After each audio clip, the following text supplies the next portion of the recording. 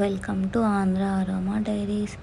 వంకాయ కర్రీకి కావాల్సిన పదార్థాలు: ధనియాలు, చెక్క, లవంగ, అల్లం, వెల్లుల్లి, ఎలక్కాయలు, మిరియాలు, శనగిత్తనాలు, కొత్తిమీర, కొబ్బరి. వీటన్నిటిని మిక్సీకి వేసుకొని గ్రైండ్ చేసుకోవాలి. మిక్సీకి గ్రైండ్ చేసుకున్నాక దాంట్లోకి కొద్దిగా పసుపు, 2 స్పూన్స్ కారం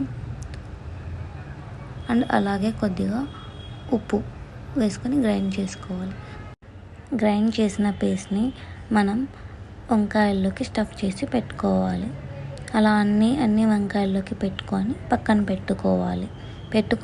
ఇప్పుడు ఒక ప్యాన్లో 2 టేబుల్ స్పూన్ ఆయిల్ వేసుకొని దాంట్లో ఆవాలు, కొద్దిగా జీలకర్ర, ఒట్టి మిరపకాయలు వేయాలి. వేసిన తర్వాత ఆనియన్ వేయాలి. ఆనియన్ వేసాక మనము ఇప్పుడు కరివేపాకు వేయాలి. వేసిన తర్వాత ఒక్కసారి కలిదిప్పుకోవాలి. కలిదిప్పుకున్నాక ఆనియన్స్ ఫ్రై అయ్యాక మనము ఇప్పుడు టమాటా వేయాలి. టమాటా వేసాక మనము ఇప్పుడు ఒకసారి కలిదిప్పుకోవాలి.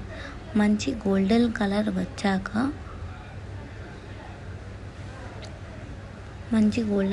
వచ్చాక స్టఫ్ చేసి పెట్టుకున్న వంకాయలు వేయాలి. వేసి మంచిగా ఫ్రై చేయాలి. మంచి కలర్ వచ్చే వరకు ఫ్రై చేయాలి. మనకు అప్పుడే తెలిసిపోతుంది డిఫరెన్స్. మంచి కలర్ వచ్చాక మనము తాగినన్ని నీళ్లు పోయాలి. మీకు ఎంత కన్సిస్టెన్సీ కావాలో అంత కన్సిస్టెన్సీ వాటర్ పోసుకొని తర్వాత మనము దాదాపు ఒక 20 మినిట్స్ వరకు బాగా ఉడకపెట్టుకోవాలి. వంకాయ మెత్తగా అయ్యేలాగా ఉడకపెట్టుకోవాలి.